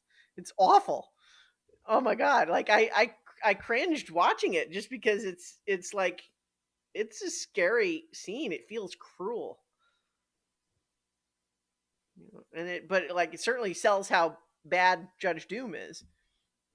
But it actually also, I mean, I literally, it is one of the points where I kind of question Robert Zemeckis a little bit. Like, was it really necessary and helpful to make it quite as intense as that? I'm not sure it was. I feel like they might have overshot the mark a little bit on that. What do you think? I I don't know. I almost, because it sounds weird to say I liked it because that's not Mm. true. Well, no, I know what you mean though. You can say it works well because of how intense it is. Yeah, I think It's upsetting on purpose, right? it's upsetting on purpose, and it fuels the emotional tension at the end Mm-hmm. with, again, not to sound dismissive of it, but it takes a character that we don't know, Mm-hmm. and we don't, other than he's cute and like innocent, and yes, that's so Mm-hmm. it is a terrible thing that happens. Mm-hmm. But then when the characters that we are invested Yeah, in yeah, are under like pressure from the same dip, like it heightens that to a level that I don't know exists if that scene doesn't exist, as yeah, painful as it is. yeah. I think you're right there for sure. It absolutely sells how scary the dip is as a substance and something as a threat. And the idea of how intense and scary it is to watch that happen to that one little shoe, and then imagine that happening to Roger or Jessica, or for that matter, all of Toontown, right? Right. Yeah. So I think it is absolutely meaningfully scary in that regard. And I guess my only hesitation, even really, there is again just in the sense that that feels like a grown-up movie plot point, not a kids movie plot point. Which I guess, like I'm a grown-up now. I can watch it. I also know that, like, I'm sure there are kids who had nightmares from that. Which again, I'm not saying is even bad per se. Like that, it means that they shouldn't have put it in the movie. But again, it's just an example of how. What is this movie? Who is this movie for? Right. And while, again, I'll just keep reiterating that, and again, this movie was PG before, I think, before PG-13 existed. So I'm not even, No, not well, I even think PG-13. Because I want to say it was Temple of Doom was the first PG-13. It was Temple of Doom and Gremlins. I think that might have been the same year. Let's see. And so that would have been prior to this one. okay. But then again, also like as intense as that sequence is, the stuff that happens in Temple of Doom and Gremlins is more intense. It's more intense. Yeah. Yeah. The fact that it is a cartoon shoe, like it has a lot of emotional weight, but in terms of what we're literally seeing on the screen, is not as intense as what we see in those other movies. Right. And that's why I stress like the PG thing. And it's just like, it's almost, we can't get away from what that actually means. Like, it means that parents should watch it with their kids, like, Hmm. and be able to answer questions and speak to them about the things that are scary and why there are scary things in the world and how to deal with it. Like, if that's happening, then then that scene, yes, some kids may still have nightmares, but at least they have someone there. It's not like just something they turned on YouTube Kids, Yeah. right? Like, Hmm. it's something that's Yeah. meant to be watched and Well, discussed and evaluated. yeah, that's true. Yeah. I think it's maybe just it's a testament to the filmmaking power though of it, in the sense that it's easy from a like movie rating standpoint to say it's just a cartoon shoe, right? And it's not even a character we know anything about, but just like it's so effective as a moment that it's just genuinely upsetting when it happens. Um, I looked it up, and apparently the first movie that was actually officially rated PG-13 was Red Dawn, which came out 3 months after Temple of Doom, but it was in response to parents taking their kids to the PG-rated Temple of Doom and saying, a guy gets his heart ripped out of his chest in this movie. It's certainly true. You look at some of those early PG-13 movies, and there are movies that feel like it would have been rated R today. But I don't know. That's a conversation, maybe not for this podcast. Fair I'm a enough. little more on the, like, I think I've made my point. Like, if you're parenting Oh your no, no, I kid, agree. I and I they I can I watch don't those mean to. things. Yeah. No. I yes, it would be a much larger conversation to talk about moving ratings in general. I'm not trying to imply a some prudish standpoint where movies shouldn't have that sort of stuff in them. That's not I what know I'm you're talking not. about. Yeah. Yeah, I know you're But not at all. but I find the abdication of that just it mhm. frustrates me in that like if they are never exposed to things up until the time they're 17, all of a sudden they can just turn on R-rated movies and everything's good. No, the whole Well, point is that you have to work your way up to it through a yeah, guidance and like I think those things are okay for kids to see. Like you just have to talk to them about it. Like what I'm kind of reacting to, I think, is more just the fact that I think there's so much nuance to the way things can be presented that ultimately I think the PG-13R ratings feel overly simplistic and um, semi arbitrary in some cases, because you can have things where, like this shoe, where it's simultaneously, you can say, well, it's only PG because we're not showing a real person get dissolved in agony, but also the feeling of the scene in the moment is sufficiently upsetting that it almost feels like that. So I guess that's all I'm reacting to, is that I have a general disdain for the MPAA generally, while still recognizing that having some degree of knowledge about what a movie is going to have in it before parents take their kids to it is a valuable service. Anyway, um, where are we the going with whole sequence at the end, though, the climax with the fight with Judge Doom is also kind of like, it's genuinely scary, right? Because like once Doom is scary enough when he's still in disguise, but then after the steamroller runs him over and he's revealed to be a cartoon, like there's no humor after that. Like the rest of, like, even though Eddie's still using like the cartoon extendo mallet thing, and Judge Doom is trying to kill him with a weird cartoon saw blade, like none of that stuff is played for laughs after that point. It's. I mean, it's good. I'm praising it in this regard. It's more just a matter of reflecting on how this movie has such um, a wide spectrum of emotional tone within that same movie, because you have that stuff which is genuinely scary in the same movie as, I think my favorite gag in the whole movie is the bit where Eddie is trying to saw off the handcuffs where Roger has handcuffed them together, and Roger keeps moving around, says hold still, and then Roger takes his hand out of the cuffs. Is that better? It's like, you could have taken those cuffs off the whole time. No, only when it was funny.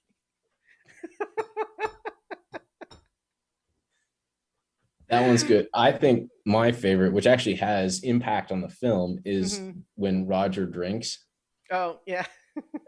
That like absurd over the top reaction that he Mm-hmm. has and how they utilize it in like Yeah. certain scenarios to like get them out of things. Like, Uh-huh. no, you want to drink. No, Yeah, he I has don't. to duck season, No. rabbit season him out of the into taking the drink. Yes. No, It's you like don't. that. Yes, I I do. do. Yes, I I do. do.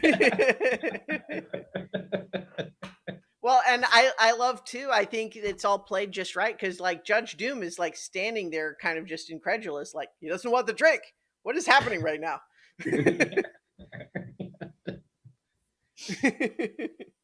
Yeah, that's a Yeah. good bit too. And it's an example of just like setting something up earlier in the movie, with him taking the drink the first time, and that's how Eddie knows that this will work to try to save Roger's life. And it's again, it's an illustration of, um, the threat in that scene is so real, because we have seen what the dip can do with the shoe, right? Like, so seeing Roger held and being forced down towards that barrel in the same way that the shoe was, like, the intensity of the scene with the shoe makes that all the more intense, even though we're getting some jokes around it, like we're still concerned for him. Nobody wants to see that happen to Roger, even though Roger himself is silly and inconveniently needs to be an entertainer to the point where he puts himself in danger multiple times as a result. But it's also honestly a really good gag that he literally is brought out of hiding by doing the incomplete shave and a haircut. It's like he can't resist it.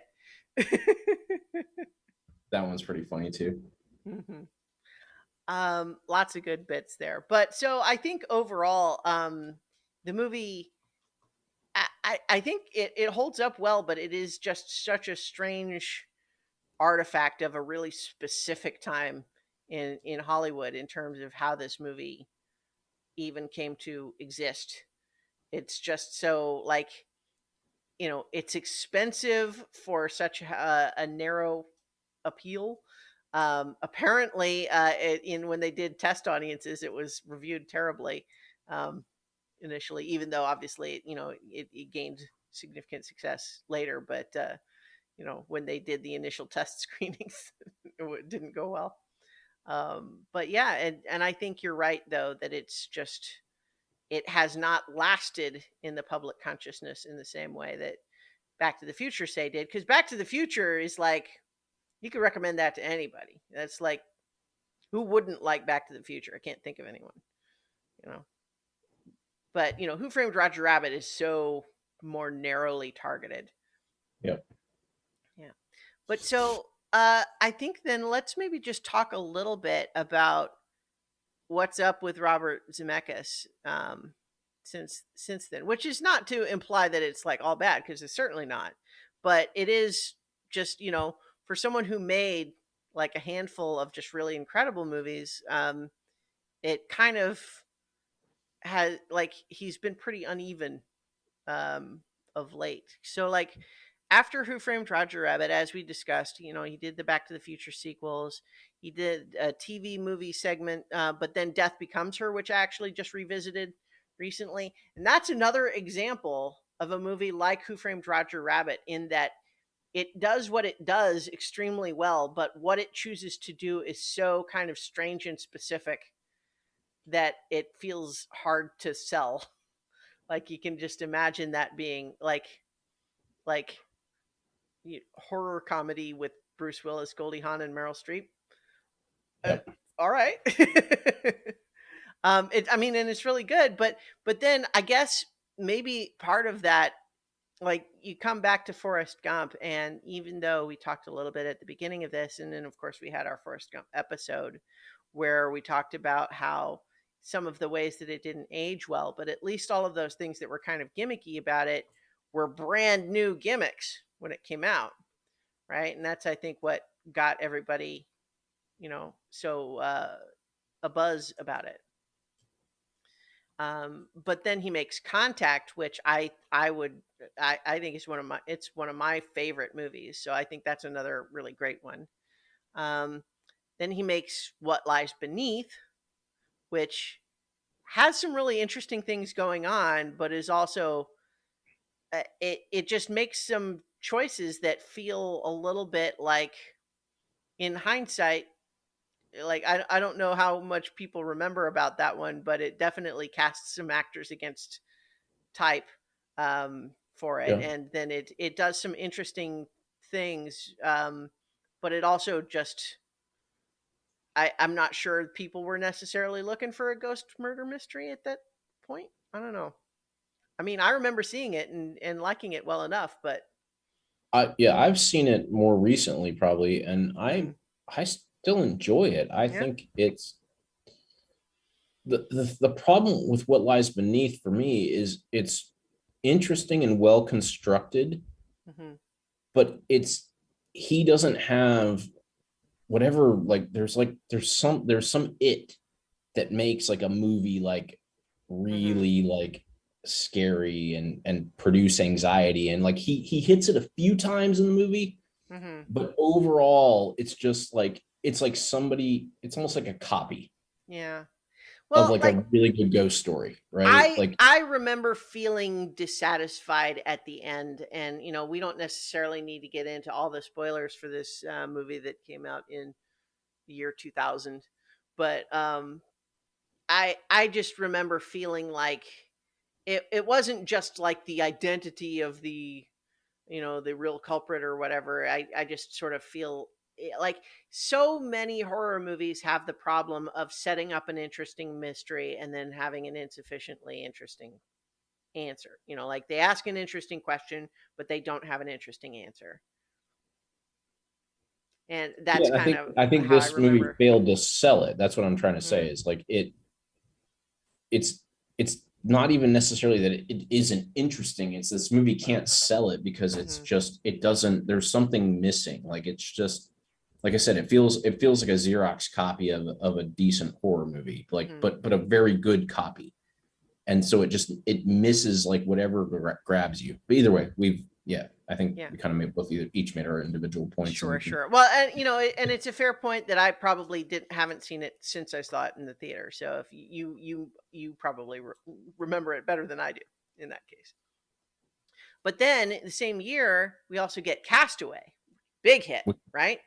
And Yeah, which I think is probably his outside of back. I mean, I feel like this is his best movie, like broadly, right? hmm, Like, yeah, I could see that. Like I think I like Contact more, but I also like it more for like personal reasons. Castaway, obviously, that's another sort of extremely broad appeal movie. right, Crowd pleaser for sure. And it's right in the sweet spot there with Tom Hanks, where he could do no wrong. Not that he's like bad now, but he's made some movies that were not as good since then. Um, but yeah, Castaway is great. But then we get into Polar Express, Beowulf, Christmas Carol, and those CGI movies that are mostly remembered for having characters that look dead inside. I think that to some extent that's a little bit overstated, but it's also certainly true that I think there was an attempt to move the technology forward in terms of being able to try to depict photorealistic or near photorealistic human characters rather than having them be cartoony. But I think the industry trend as a result has concluded from there that that's not worth doing and it's better to just have them be stylized. Because I don't know, because he worked really hard in those three movies to try to have CGI human looking characters read it well, and I don't think they're entirely successful, and it really hurts all three of those movies. They feel like tech demos as a result, and not successful ones. But then you have Flight, which is fine. I mean, Um, yeah, I mean, obviously Denzel Washington yeah. Academy Award nomination for it. hmm Yeah, Yeah, it's a fine movie. I think it's not among his best, but it's certainly not, you know, it's not bad by any stretch. The Walk, I feel like I don't know that one. Do you know what that is? There's I The don't. Walk and then Oh, Allied, which I also don't know. But then he did Welcome to Marwen, which I didn't see, but I at least know what it is. That's the Steve Carell one where he's a guy that has like PTSD or something, and so he's kind of reenacts some of his traumatic memories slash fantasies with dolls and stuff. He has a whole little town and he makes of it, I guess. I didn't hear yeah, good things about it. no, I didn't either. Yeah. But then he did a version of The Witches, which I heard kind of mixed things about too, and I also haven't seen that one. But, he just was a director for a while where I felt like I'm going to see every single movie this guy makes, and then he kind of stopped being that guy. Yeah. I don't know, but he's got a version of Pinocchio, one of like four different versions of Pinocchio that are coming out like this year, supposedly. So we'll see. We'll see how that goes. Um, But yeah, so I don't know. He's certainly a guy who has in his career made some of my all-time favorite movies, and yet seems like he's got an inconsistent grasp of his magic, or inconsistent is not insufficient. That's not what I meant.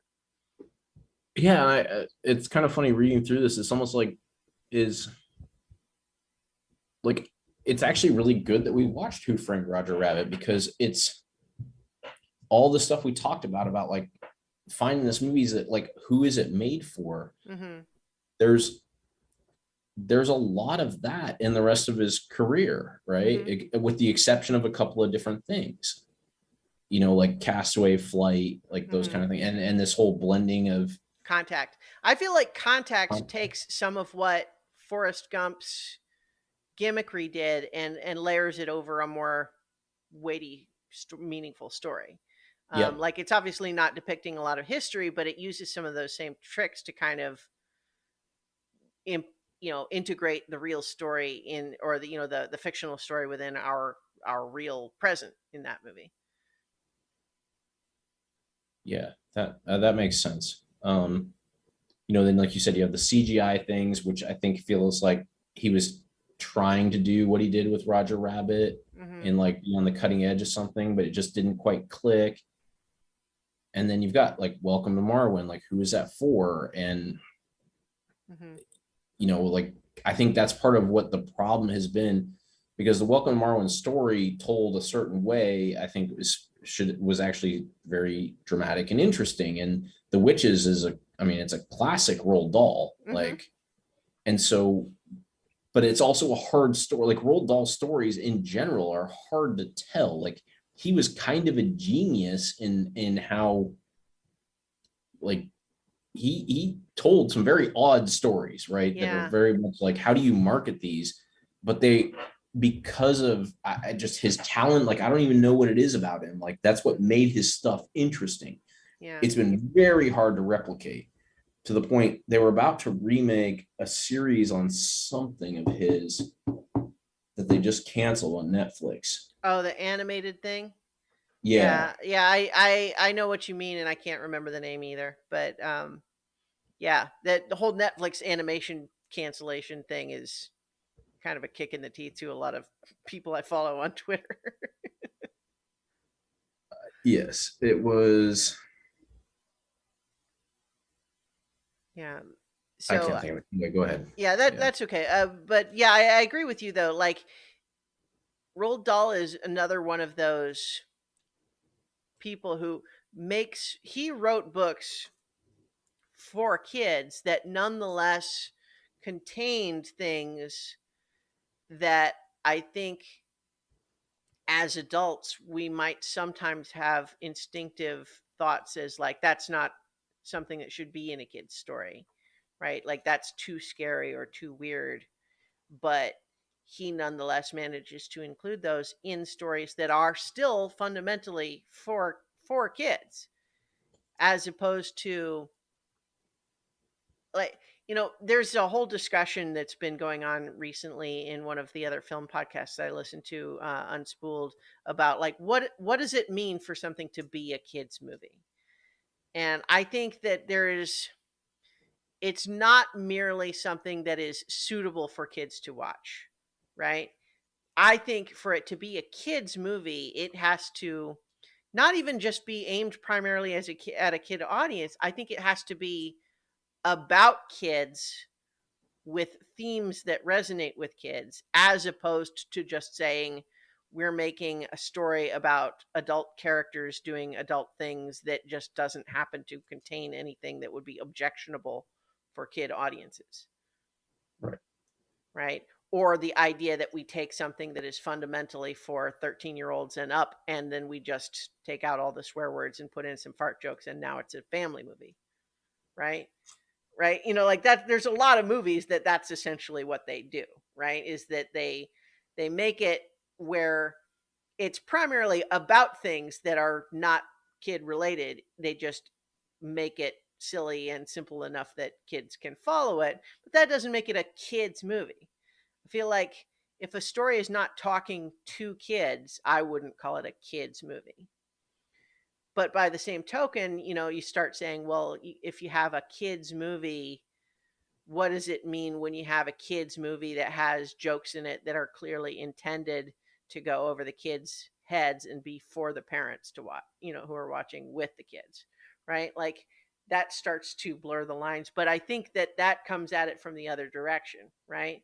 That's the idea of like, well, we're making a kids movie, but the parents are going to see it too. And so let's throw in some stuff for them, as opposed to saying, let's take our generic action adventure movie and make sure that it's suitable for kids so that we can get that audience too. But I don't know. I mean, like that's a whole different conversation really. But in any case though, certainly Robert Zemeckis, a guy with a fascinating career, but let's talk about just where we came in, which is to say, right now he is represented on the AFI Top 100 list, which I think is great, except that the movie that he's there for is Forrest Gump, and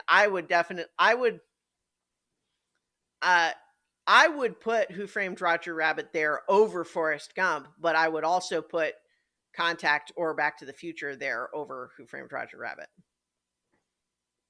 I agree. I'm not going to go mess with my list and like really dive into Yeah. it, but conceptually, I agree with you. Mm-hmm.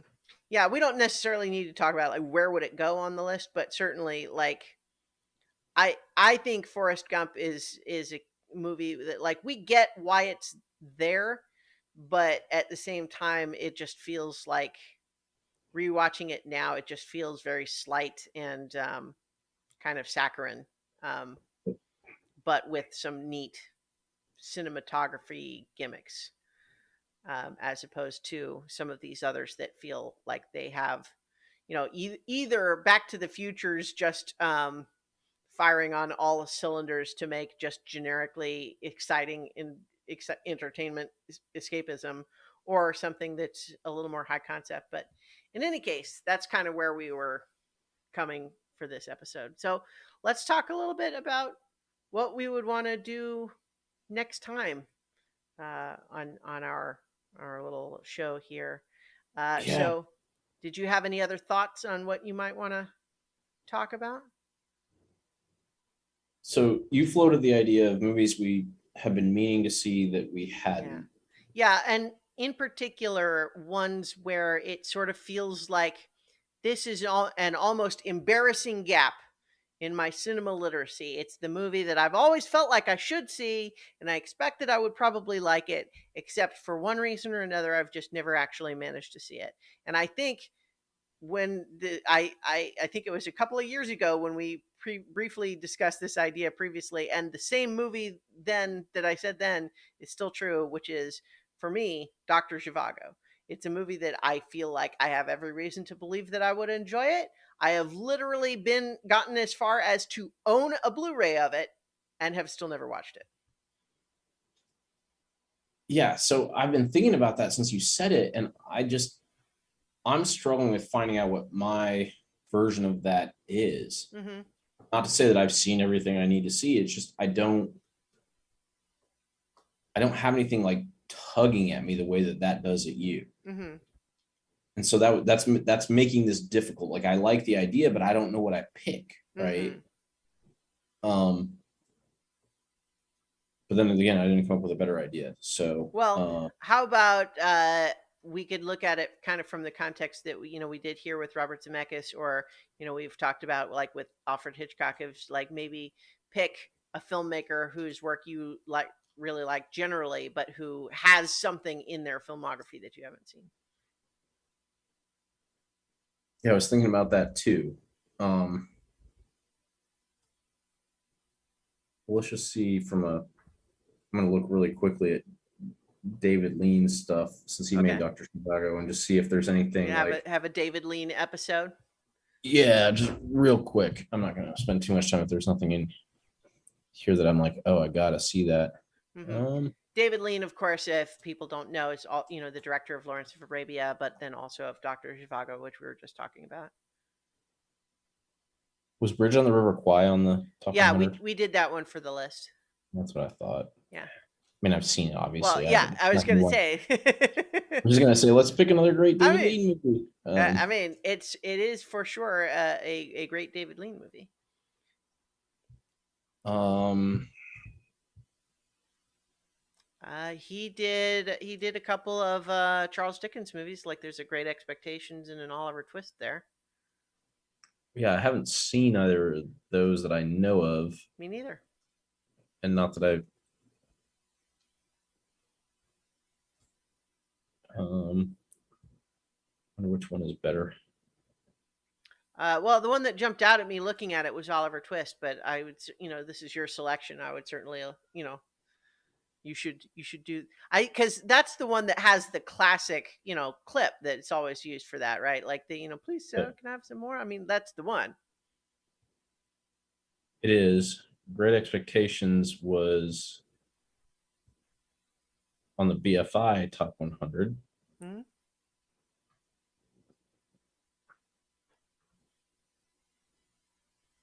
and Flip so a was coin. Oliver Twist. I don't know. I'll just do all three and Oh, just give it a sure. little time. Okay, yeah. We'll do Great Expectations, Oliver Twist, and Doctor Zhivago, all directed by David Lean. That sounds good. Yep.